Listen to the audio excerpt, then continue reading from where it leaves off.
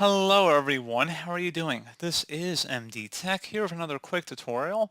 In today's tutorial, I'm going to show you guys how to resolve if you're getting an error message on Windows that says that you need a WIA driver to use this device.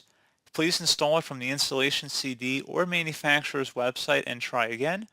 So WIA stands for Windows Image Acquisition Driver. So we're going to go ahead and jump right into it. And we're going to start off by opening up the search menu, type in services.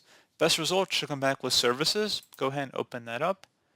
We're going to go down to the Windows Image Acquisition service. Go ahead and double click on that. Set startup type to automatic, and if service status is stopped, select the start button. And then you want to select apply and OK to save that. And then once you're done with that, go ahead and close out of here. So there you go, guys. Hopefully this should have been a pretty straightforward process for you. And as always, thank you for watching. Do hope I was able to help you out, and I do look forward to catching you all in the next tutorial. Goodbye.